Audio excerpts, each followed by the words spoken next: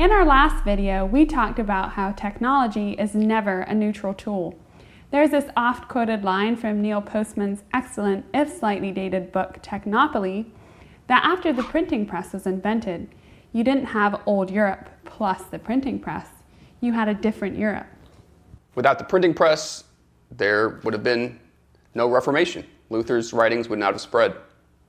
Absolutely, and then going downstream a few hundred years, likely no Bruderhof. Tragic thought. So, if technology is so formative, and if it has the power to shape us and our habits and how we relate to one another as adults, how much more is that the case when it comes to children? So, to me, it's kind of remarkable how often we take an adopt first, ask questions later approach when it comes to technology and kids. Well, speak for yourself, because I personally grew up living without technology. I mean, it was the woods, and that's it. That is little to no access to television, right? Or computers, other than the very occasional movie night, which was a big event.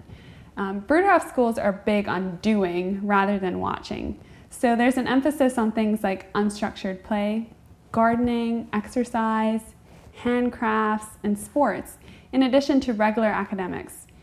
There are still no computers in Bruderhof school classrooms as far as I know, right? But it wasn't always like that. I mean, we didn't have television either when I was growing up, but when I was in middle school here on the Bruderhof in the early 90s, kind of date myself, the school was an enthusiastic early adopter of personal computers, and I spent a lot of time playing games like Oregon Trail or putting our school magazine together in a really early version of Word, lots of clip art. And I also remember some epic Prince of Persia competitions in the classroom, which is like a really fun early computer game. That's all Greek to me, but by the time I came along, computers were definitely out the window, and we were back to doing everything by hand. We published a handwritten magazine called Log Offline, which very clever, I thought, and we built a house out of straw bales. And every year, we would do this thing called 24 Hours Alone in the Woods, where you get in touch with nature. It was inspired by John Muir. I was absolutely frightened the first time I did it, but survived, and I was so happy about that.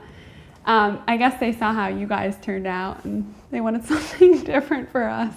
Well, I definitely feel like I missed out on the John Muir experience. It sounds like a lot of fun. My daughter actually did something similar this year down at Fire Island on the beach, and mostly loved it, except for being terrified by the nighttime wildlife noises. I believe they were visited by some foxes. So figuring out how to strike the balance is tricky business. There are technologies that kids should absolutely be learning about. You know, your small engines, electronics, even music editing software, things that require problem solving and creativity. Because there's a lot you can learn about the physical world by having to manipulate it. I would even say, this might be a heresy, video gaming to a certain extent, and depending on the game of course, can help develop certain skill sets. The distinction, I think, is whether an activity is passive or active and creative, and of course whether there is balance. Seeing kids on smartphones in constant touch with each other makes me reflect on my childhood, where there was lots of downtime, and learning how to use it was part of growing up. And I was often told by my parents when I complained, only boring people are bored. That's a good one. It is a good one. I use it on my kids. So while I think limiting children's use of technology and automation in general is smart, raising kids in a bubble with no access to it at all makes it more likely they'll have a harder time adjusting when inevitably they have to step out of childhood into adult life, whether that's university, working within the Bruderhof, or whatever path they take. There are pros and cons of technology for children, just like with us adults. So a certain degree of exposure and familiarity with developing technology is important, and then also awareness of the wider culture that you get through engaging with these technologies. I think it's healthy. I agree with that 100%.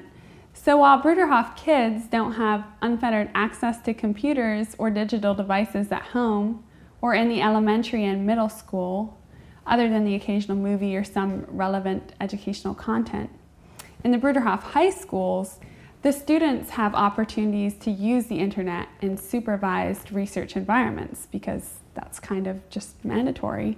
And the high school is developing a curriculum to teach reliable and safe internet research. helping students parse content for trustworthiness. But we don't give kids personal devices and have no plans to go there, as far as I know. It's simply not necessary, and the negative effects of technology on child development are clear enough. Not to mention the potential for exposure to really unhealthy and immoral cultural influences. Yeah, and a lot of these devices and apps are designed to be addictive, which addiction, not good. Always bad. The promise of this information technology, personal devices in particular, is that it makes our lives better, more efficient, and happier. We'll know more, or at least have access to a ton of information. There's an argument that it's actually making us stupider. We'll connect with more people, we'll be entertained, we'll be able to try new recipes.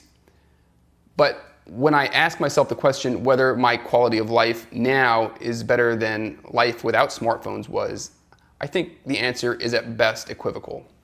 One thing is I'm terrible with maps and directions, so GPS has been a life changer for me. But when I think about whether owning a smartphone would make my kids happier, the answer to that question is just a hard no. For now, they're just much better off climbing trees and milking cows and so on and so forth. As Neil Postman puts it, it is important to remember what can be done without computers. And it is also important to remind ourselves of what may be lost when we do use them. The ability to just be, to observe nature, to create without distraction. In E.M. Forster's novel, Howard's End, Uncle Ernst reproves his arrogant German nephew, telling him, "It is the vice of a vulgar mind to be thrilled by bigness, to think that 1,000 square miles are 1,000 times more wonderful than 1 square mile, and that 1,000,000 square miles are almost the same as heaven. That is not imagination. No, it kills it."